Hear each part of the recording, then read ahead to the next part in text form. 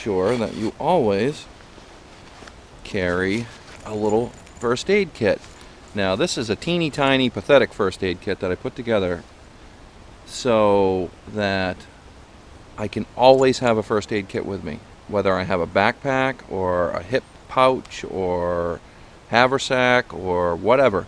I don't need any of it, but I'm always going to grab this because 9 times out of 10 I have a cargo pocket or something that this will fit in, so I'll always have this with me. I'll have my cell phone with me, my EDC, whatever. This is part of my EDC whenever I go into the woods.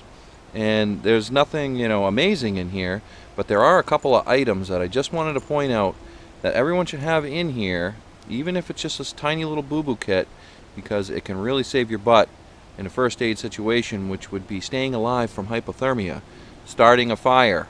A few things that I want to make sure that I'm very clear on is that this is not really what I would call a first aid kit, full first aid kit. I'm not a medic or anything like that. I got some Band-Aids, I got some antiseptic wipes,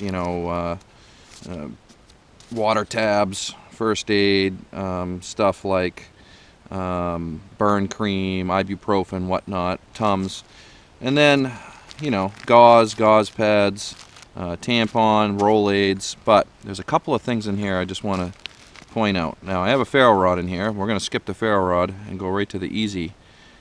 Just a little mini Bic, no big deal. Check it every once in a while, make sure it works. And then in my area where I have basically 6 months of winter, I'm always going to have some chapstick. And that is huge. So let's take out some gauze. And I'm going to show you guys something real quick. We just take out, I don't know, about that much gauze.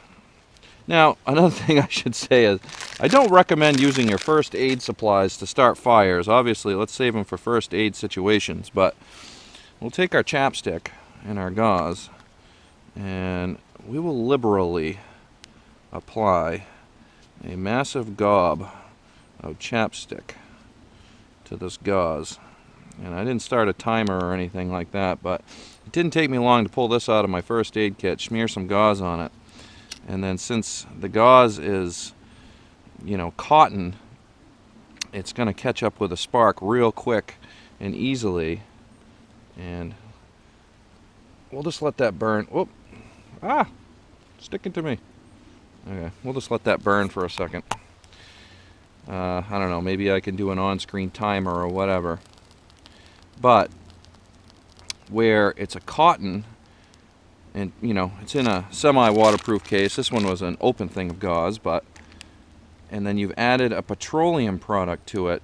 You have this really volatile flame that is, I don't want to say it's completely wind resistant, but it's got the same basic chemical properties as fat wood, as pine sap.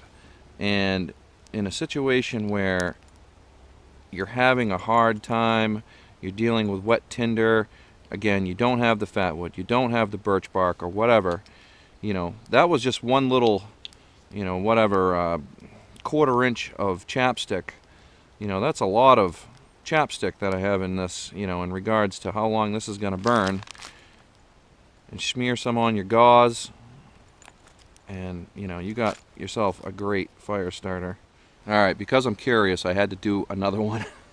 I got these humongous compression pads that, that's quite large. It was all folded up in this nice little tinder bundle package in my first aid kit. So again, if I just fluff it up a little bit, take a 1/4 inch of this petroleum-based lip balm, and some of it, beeswax lip balms will do the same, so on and so forth. Tip you guys down here real quick. Spark this thing up.